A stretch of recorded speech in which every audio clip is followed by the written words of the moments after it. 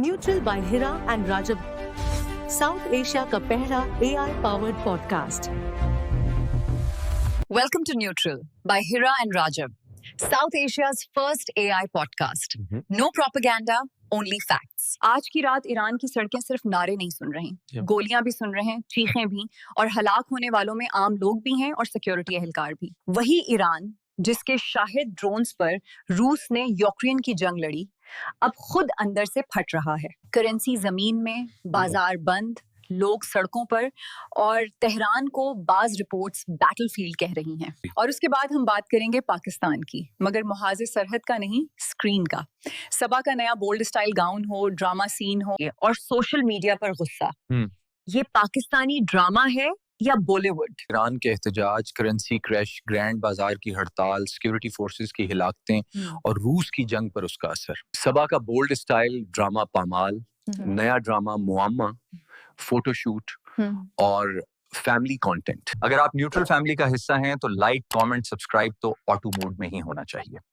चलते हैं सीधा ईरान की सड़कों की तरफ. दिसंबर 28 से लेकर युकम जनवरी तक ईरान में जो कुछ हुआ उसे आम एहतजाज नहीं कहा जा सकता. ईरानी करेंसी रियाल नीचे जाकर 1.44 मिलियन रियाल फी डॉलर तक पहुंच गई, यानी तकरीबन 145,000 तुमान $1. तेहरान का ग्रोंग बाजार, अलाउद्दीन, चारसू जैसे बड़े तिजारती मराकज ने शटर डाउन हड़ताल की, दुकानें बंद, ताजिर सड़कों पर. हुकूमत ने उसे सर्दी की लहर का बहाना बनाकर सरकारी तौर पर दफातर, यूनिवर्सिटीज और स्टॉक एक्सचेंज तक बंद कर दिए.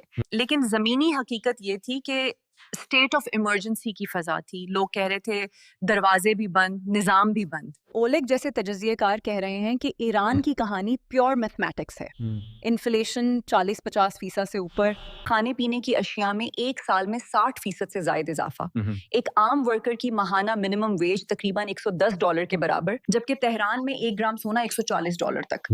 मतलब ये कि आम आदमी पूरा महीना जान तोड़ मेहनत करके भी 1 ग्राम सोना नहीं खरीद सकता. सिर्फ मुआशी स्टोरी नहीं, ये साइकोलॉजिकल भी है. जब पेपर करेंसी भरोसा तोड़ दे, लोग सोने की तरफ भागते हैं. और जब सोना भी दूर हो जाए तो लोग सड़क पर आते हैं. पहले शटर गिरे, फिर नारे उठे, ये बंद करो, ये बंद करो, आजादी, और फिर सीधा नारा, डिक्टेटरशिप खत्म करो. एहतजाज तेहरान से निकलकर इस्फहान, शिराज, मशहद, करमानशाह तक फैल गया.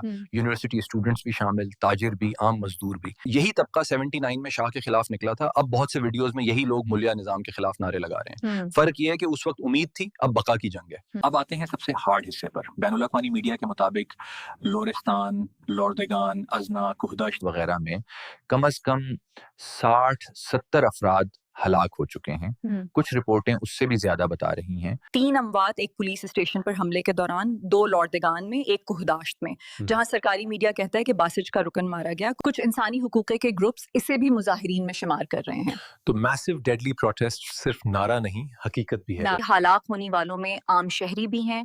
सिक्योरिटी फोर्सेस, बासिज के एहलकार भी मारे और जख्मी हुए. दर्जनों लोग गोलियों, आंसू गैस और लाठी चार्ज में जख्मी, सैकड़ों गिरफ्तार. ये वो मोड़ होता है जहां एहतजाज इकोनॉमिक नहीं रहता, एग्जिस्टेंशियल जंग बन जाता है. या निजाम बचेगा या ये शक्ल बदलेगा. ईरान के लिए सबसे बड़ी घंटी शायद ये है कि कई वीडियोस में पुलिस को पीछे हटते देखा जा रहा है, मुजाहिरीन को सीधा के चलने से गरीज, कुछ जगहों पर सिर्फ तमाशाई, और ऊपर से क़यादत का कंफ्यूजन, सेंट्रल बैंक के गवर्नर की तब्दीली, पार्लियामेंट और हुकूमत के दरमियान लफ्जी जंग, और सुप्रीम लीडर के बारे में अफवाहें कि वो मंजर आम से गायब हैं, कोई लाइव खिताब नहीं.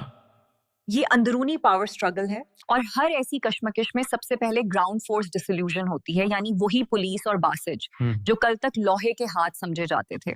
ओलेग जैसे एनालिस्ट बहुत बोल्ड बात कर रहे हैं कि ईरान और रूस दोनों 2026 तक कोलैप्स की तरफ जा सकते हैं, कम से कम मौजूदा शक्ल में.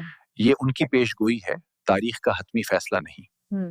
हमारा जाविया ये है, ईरान की मईशत रिकॉर्ड हद तक कमजोर, करेंसी तारीखी गिरावट पर, एहतजाज 3 साल में सबसे बड़े, और सिक्योरिटी फोर्सेस की हिलाकतें ये इशारा देती हैं कि ये सिर्फ लाठी चार्ज वाला दौर नहीं रहा, मुसलसल खून रेजी का खतरा बढ़ रहा है. और जब अंदर से निजाम हिलेगा तो उसका झटका सिर्फ तेहरान तक नहीं रहेगा. रूस की जंगी सलाहियत, खलीज की ऑयल मार्केट्स और पूरे खित्ते की सिक्योरिटी पर इसके असरात आएंगे. अब चलते हैं पाकिस्तान और बात करते हैं सबा की. پانی جیسا پیار, باغی, چیخ, سرے راہ, پھر 2 super hit serial case number 9 اور پامال, اور اب نیا ڈرامہ معامہ, جس کا ٹیزر آتے ہی لوگ کہہ رہے تھے سال کی سب سے بڑی سٹار واپس آ گئی. صبا قمر کا برانڈ واضح ہے, strong female characters, social issues اور کبھی کبھی بہت انٹینس رومانس, جس پر تعریف بھی ملتی ہے اور تنقید بھی. نومبر 2025 میں ڈرامہ پامال کی ایک قسط نے سوشل میڈیا پر آگ لگا دی.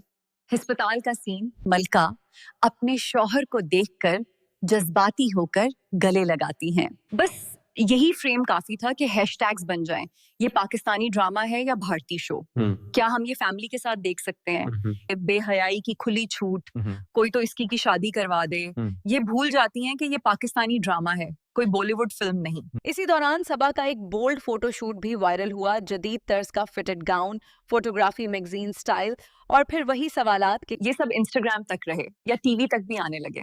نئے ڈرامہ معامہ کے ٹیزر میں بھی ان کا لک اور body language coffee bold and powerful ہے, اور strong eye contact, fashion forward dressing اور ایک obsessive انٹینس کردار. یعنی ایک طرف پامال کے بولڈ سینز, دوسری طرف معامہ کا ایگریسو اورا, اور اوپر سے فوٹو شوٹ, تینوں مل کر ایک امیج بنا رہے ہیں جسے کنزرویٹو آڈینس آسانی سے ہضم نہیں کر پا رہی. صارفین کے کچھ مرکزی اعتراضات, ہم اب فیملی کے ساتھ بیٹھ کر پی ٹی وی یا پرانے ڈرامے کی طرح یہ سب نہیں دیکھ سکتے. شکر ہے ابو ساتھ نہیں بیٹھے تھے, یہ سین دیکھنا مشکل تھا. یہ پاکستانی ڈرامہ ہے یا انڈین ویب سیریز؟ اداکاروں کو آن اسکرین حیا کا خیال رکھنا چاہیے. پیمرا اور چینلز کی اپنی لائن کہاں ہے؟ سب کچھ ٹی آر پی اور ریٹنگ کے لیے. دوسری طرف ایک طبقہ یہ کہتا ہے سین کہانی کے کانٹیکسٹ میں تھا, حق کو بھی اگر حرام بنا دیں گے تو پھر جذبات کیسے دکھائیں گے. ایک طبقہ یہ کہتا ہے اگر ڈومیسٹک وائلنس, ریپ, مرڈر دکھانا جائز ہے تو محبت کا اظہار اتنا بڑا جرم کیوں؟ یہ پہلی بار نہیں کہ صبا قمر پر سوشل میڈیا چڑھا ہو. پہلے بولڈ فوٹو شوٹس پر تنقید, اب پامال اور معامہ کے سین اور لباس پر. مرد کو ایکٹر پر بھی تنقید ہوتی ہے, لیکن ٹون ہمیشہ عورت پر زیادہ سخت ہوتا ہے. عثمان سے یہ توقع نہیں تھی. صبا قمر بے حیائی کی علامت ہے. یہی جینڈر بائس ہے. رشتہ 2 لوگوں کا, قصور ایک کا, اور وہ بھی ہمیشہ عورت. ایک طرف ایران, جہاں لوگ کرنسی کولیپس, بھوک, پانی کی کمی اور ظلم کے خلاف سڑک پر ہیں, جو خون بہ رہا ہے, سیکیورٹی اہلکار بھی مر رہے ہیں, اور پوری ریاست ہل رہی ہے. دوسری طرف پاکستان, جہاں لوگ سکرین پر ایک ہگ, ایک گاؤن, ایک بولڈ کردار کے خلاف کامنٹ سیکشن میں کھڑے ہیں, الفاظ کی گولیاں چل رہی ہیں, ریپوٹیشن زخمی ہو رہی ہیں. سوال یہ نہیں کہ کون سا غصہ جائز ہے, کون سا ناجائز.